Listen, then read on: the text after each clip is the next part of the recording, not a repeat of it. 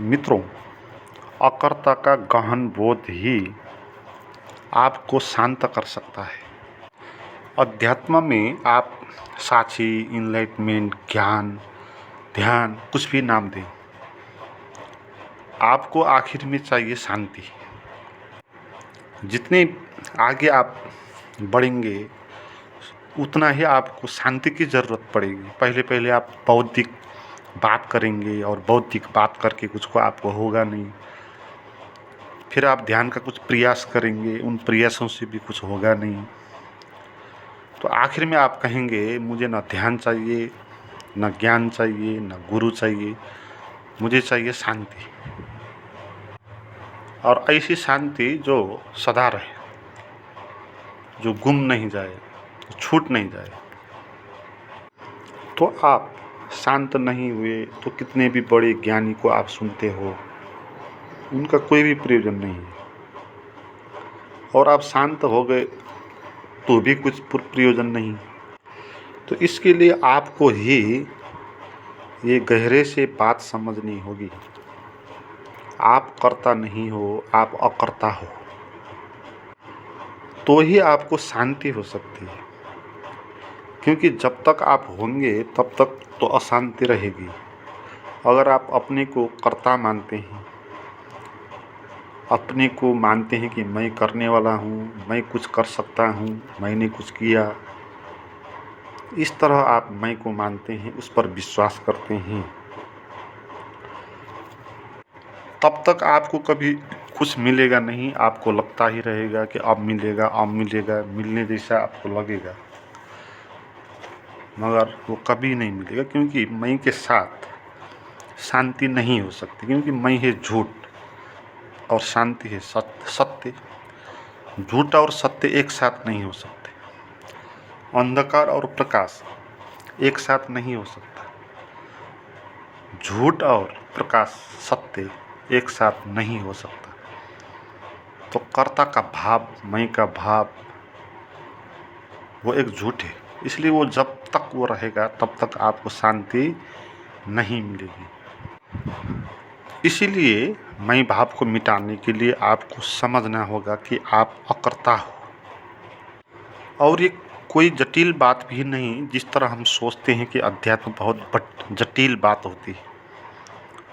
अध्यात्म को समझने के लिए तो बड़े बड़े शास्त्रों को पढ़ना होगा, गहन ध्यान, तपस्या इत्यादि करना होगा, या संन्यास लेना होगा। हमने अध्यात्म को इतना जटिल बना दिया। इसलिए बनाया क्योंकि अध्यात्म के नाम से व्यापार करने वाले लोग हैं, वो आपको सीधे ही नहीं बता पाएंगे। सीधे ही बता पाएंगे तो उनका व्यापार ही नहीं होगा।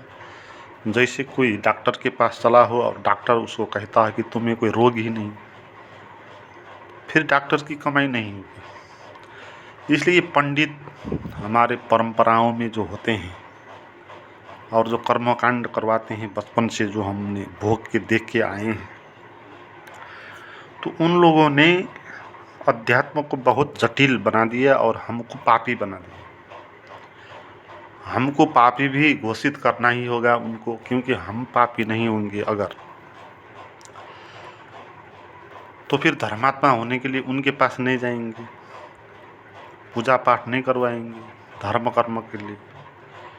तो उन्होंने हमको एक कहा कि हम पापी हैं, और दूसरी बात ये कहा कि अध्यात्म बहुत महंगी बात है। तो हम पापी हैं तो हम भगवान को कहीं मिल नहीं सकते, अध्यात्म को जान नहीं सकते। तो ऐसी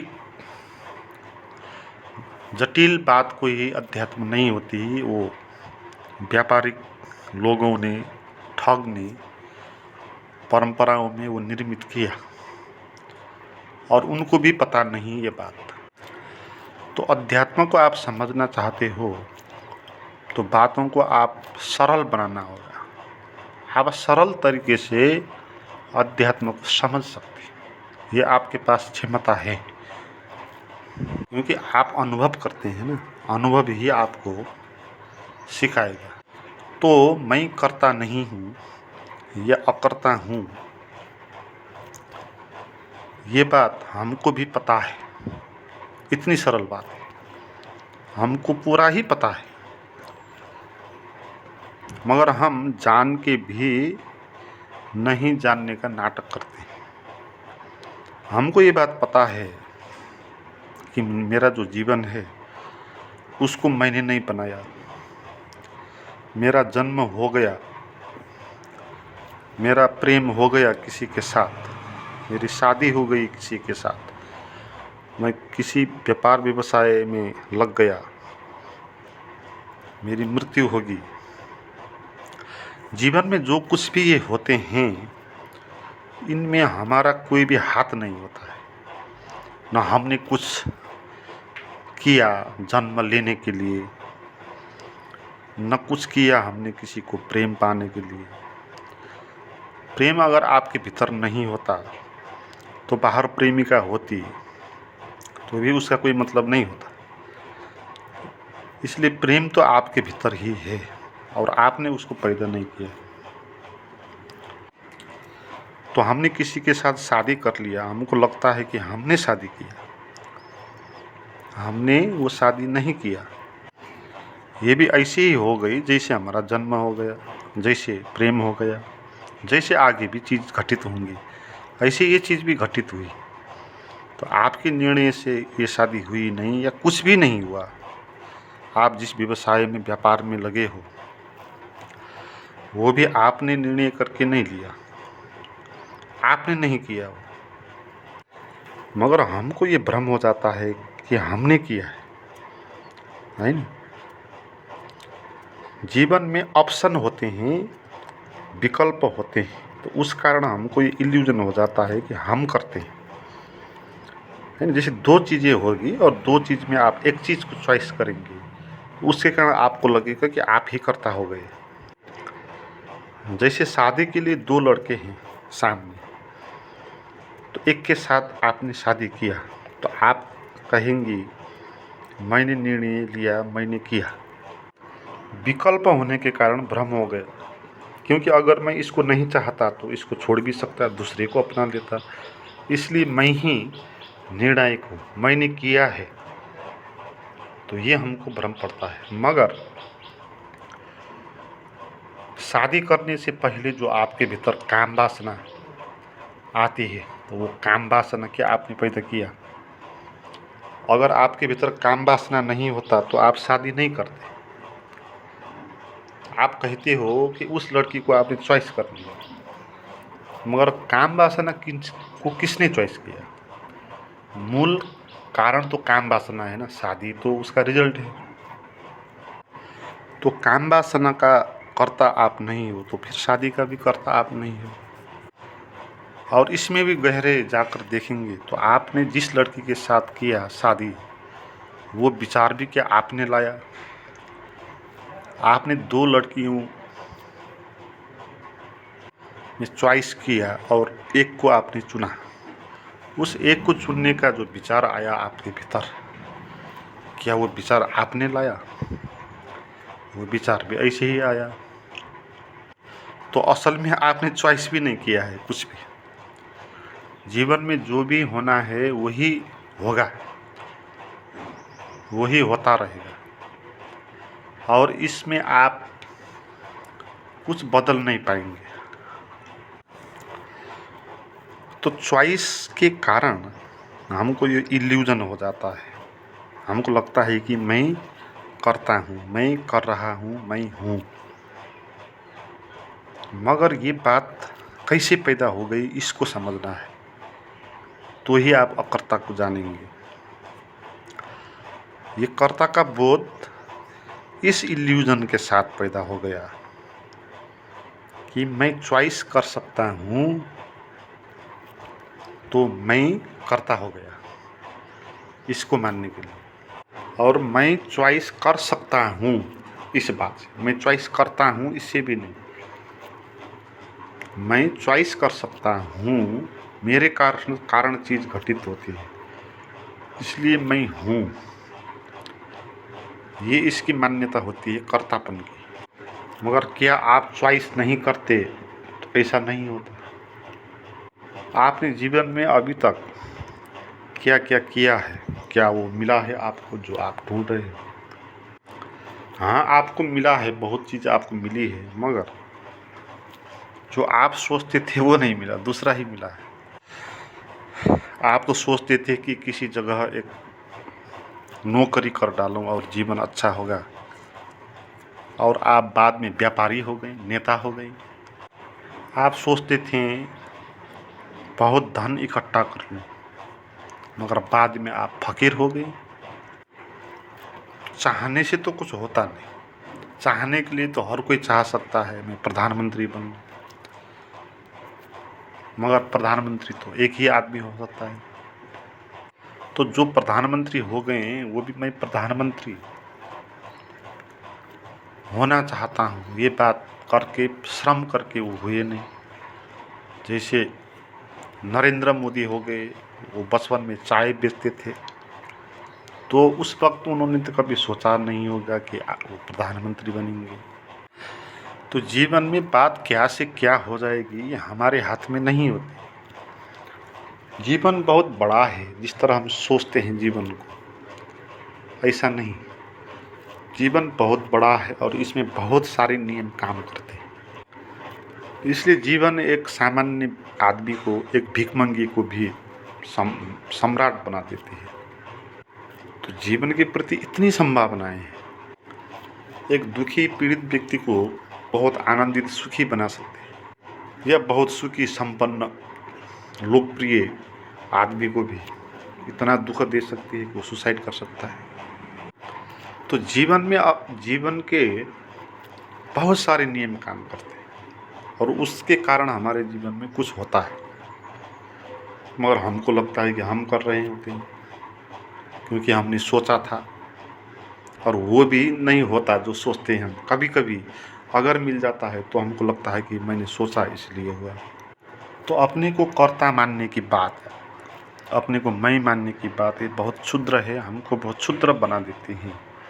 हम विराट हैं, विराट जीवन का नियम हम में काम कर रहा है, और आगे भी क्या क्या हो सकता है हमारे पास हम कुछ सोच नहीं सकते। और हम अपने को एक अलग टुकड़ा मान रहे हैं मैं के रूप में, और मान रहे हैं कि मैं कृत्य मैं कर रहा हूँ। तो यहाँ से अकर्ता का भाव गहन होगा। आपको ये सत्य अनुभव में आएगा कि क्या मैं जैसा कुछ हूँ नहीं, और क्या मैं करता नहीं हूँ। जो कुछ हो रहा है मेरे जीवन में अपने आप ही हो रहा है। हमारे शरीर में कुछ हो रहा है तो शरीर की आवश्यकता है, इसलिए शरीर उसका करता है। आपको भूख लगी तो आपने भोजन किया, तो उस भोजन करने को चॉइस किसने किया? भूख ने किया। और भूख कहाँ पैदा हो गई? आपके शरीर में पैदा हो गई। तो शरीर उसका कारक हुआ, शरीर उसका करता, मगर आप तो शरीर नहीं हो। आप तो शरीर छोटा सा तब भी थे, शरीर बड़ा हो गया फिर भी आप वही हो। शरीर वृद्ध हो जाएगा, शरीर की मृत्यु हो जाएगी, मगर आप में कुछ फर्क नहीं पड़ेगा। तो आप तो शरीर नहीं हो ना, तो इसलिए आपने नहीं किया, वो शरीर ने किया। शरीर के भीतर काम वासना था तो उसने बलात्कार किया। इसलिए पापी से पापी लोग भी अगर समझ ले कि मैं अकर्ता हूँ, उसको भी परमात्मा मिल सकता है। परमात्मा को कुछ फर्क नहीं पड़ता कि आप धर्मात्मा हो कि पापी हो, कि आप समाज सेवा कर रहे हो कि नहीं कर रहे हो। आप बुरे हो तो भी आप अकर्ता की बात जानते हो, समझते हो, तो आपको ये अनुभव होगा।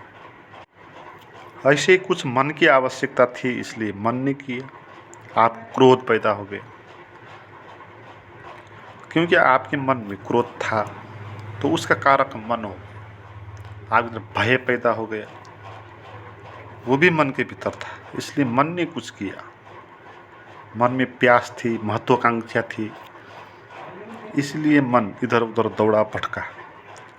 मगर आप मन भी नहीं हो, क्योंकि अगर आप मन हो तो फिर आप कर्ता हो गए, क्योंकि मन तो करता है, भागता है यहाँ वहाँ, कुछ करते रहता है।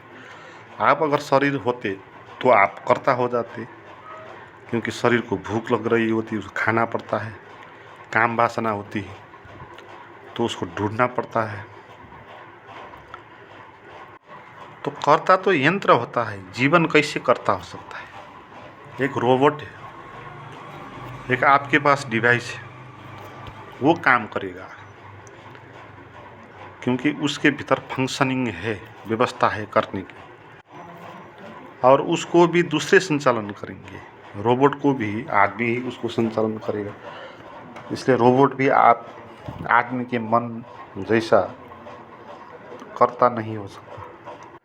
तो कर्ता हो जाने से कोई चीज़ बड़ी नहीं हो जाती, मगर हमको लगता है कि कर्ता होने से बड़ी चीज़ होती है, क्योंकि हम जो ज़्यादा कर्म करता है उसको वैल्यू देते हैं। बहुत श्रम उठाता है, वो बड़ा धन इकट्ठा कर लेता है बहुत श्रम उठा के, तो हम उसको बड़ा आदमी मानेंगे। जो जितना कर सकता है हम उसको बड़ा आदमी मानेंगे, जो कुछ नहीं करेगा उसको बहुत छोटा आदमी मानेंगे। एक भिखमंगा है, कुछ नहीं कर रहा है, केवल भीख ही मांग रहा है, तो उसको हम छोटा मानेंगे, क्योंकि हम अपने को भी कर्ता मानते हैं। तो कर्ता अगर हम हैं तो वही बड़ा होगा जो जितना करता होगा, जितना करते कर सकेगा।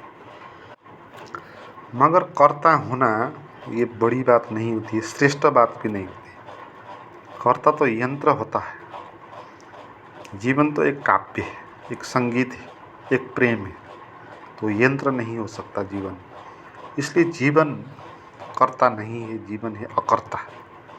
अकर्ता का ये अर्थ होगा कि चीज़ को कोई नहीं कर रहा, वहाँ करने वाला कोई है नहीं, और अपने आप चीज़ें हो रही। इसी को साक्षी कहते हैं। साक्षी का अर्थ है जो कुछ नहीं कर रहा और उसके आसपास चीज़ हो रहा है, और कोई भी कर नहीं रहा, वो अपने आप हो रहा है। शरीर के कारण कुछ हो रहा है, मन के कारण कुछ हो रहा है, तो शरीर में पीड़ा हो रही है, मन में विचार चल रहा है, ये कृत्य चल रहे हैं, क्योंकि शरीर एक यंत्र है, वो काम कर रहा है, उसके भीतर फंक्शन हो रही है। मन एक यंत्र है, उसके भीतर फंक्शन चल रही है, विचार आ रहे हैं। इसीलिए तो शरीर अपनी आवश्यकता के कारण करेगा कुछ, तो इसका अर्थ ये नहीं होगा कि आप भी करता हो। आप वहाँ कोई कुछ नहीं कर रहे, शरीर कर रहा है, मन कर रहा है, और आप उनको देख रहे हो, जान रहे हो, आप दृष्टा हो। अदृश्य नियमों के कारण चीज़ें घटित हो रही, और कोई भी कर्ता वहाँ है नहीं, अपने आप हो रही है। विभिन्न अनेक लेवल पर हो रही है। प्रकृति के लेवल पर कोई दूसरी बात घटित हो रही है, मानसिक लेवल पर कुछ दूसरी बात घट रही है, जीवन में कितनी कितनी घट रही है। आप देखें ना, कोई अंडरवर्ल्ड होगा तो उसका अपना एक संसार होगा, अंडरवर्ल्ड का संसार। तो वहाँ लुकना छिपना, लड़ाई, मारपीट, भागदौड़, तो ये उसका कर्तापन होगा, ये उसका शरीर इसी में लगेगा। कोई राजनीति में लगा है, चुनाव में उठ रहा है और बड़े पद पर पहुंचना चाहता है, तो आगे बढ़ रहा है, लोग को सपोर्ट कर रहा है, भ्रष्टाचार कर रहा है, आनंद ले रहा है उसका, तो उसका अपना एक संसार होगा। उसका मन भी कुछ कृत्य करेगा, शरीर भी कुछ कृत्य करेगा, मगर उसका शरीर में जैसा मन है, जैसी धारणा है, संस्कृति है, विचार हैं, तो उसी कृत्य पे वो लगे रहेगा। मगर इसका अर्थ ये नहीं होगा कि वो जिस कृत्य पे लग रहा है वही खास कृत्य है। अगर वो शांत हो जाता तो चीज़ों को देख सकता, वो कुछ करता नहीं। किसी के मन में विचार उठा कि नेता हो जाऊं, और वो नेता होने के लिए आगे चल सकता है, कृत्य में उतर सकता है। कोई एक दूसरा व्यक्ति हो सकता है, मन में विचार आएगा कि नेता हो जाऊं, तो वो नेता होने का कोई इरादा नहीं, जो विचार आया मन में नेता हो जाऊं, तो उस विचार को उसने देखा और कुछ नहीं किया, वो विचार आया गया। तो कृत्य यहाँ पर उसने किया नहीं कुछ। वो चुनाव में उठने के लिए, नेता बनने के लिए लोगों से मिल नहीं रहा, उसको हंसी आ रही, बल्कि मेरे मन में ऐसे विचार आया। तो राजनीति में उतरना चाहिए, यही मेरी नीति है, ये समझ में आ गई, तो फिर वो राजनीति में भी चलेगा, मगर वहाँ इस तरह नहीं चलेगा जैसे भागदौड़ वाले लोग चलते हैं, वो समझ के चलेगा। तो जो कृत्य होते हैं उनको हम बहुत वैल्यू देते हैं ना, कृत्य क्षणिक होते हैं। आपके शरीर में क्षणिक कृत्य हो रहे हो, आप ठंडी जगह पर बैठे हो तो आपके शरीर में ठंडी का अनुभव होगा, आप गर्मी जगह पर बैठे हो तो गर्मी का अनुभव होगा। तो जो ठंडी का अनुभव हुआ या गर्मी का अनुभव हुआ वो कोई बड़ा कृत्य नहीं हुआ, और इसका कोई कर्ता भी नहीं, कोई आपको ठंड दे रहा है या गर्मी दे रहा है। ये प्रकृति के नियम से ठंडी हो रही है, गर्मी हो रही है, तो इसकी व्यवस्था के कारण हो रही है। तो इसको कोई कर नहीं रहा, हो रही है, हवा चल रही है, कोई चला नहीं रहा। मगर हम इसको जान सकते हैं कि हवा चल रही है, तो हम दृष्टा हो गए। हम चुपचाप देख सकते हैं कि हवा चल रही है, तो हवा चलने का आनंद हम ले सकते हैं। इसलिए जो अकर्ता बोध में गहन जो होगा उसको शांति का अनुभव होगा, आनंद का अनुभव होगा, क्योंकि अब वो मज़ा ले रहा है ना।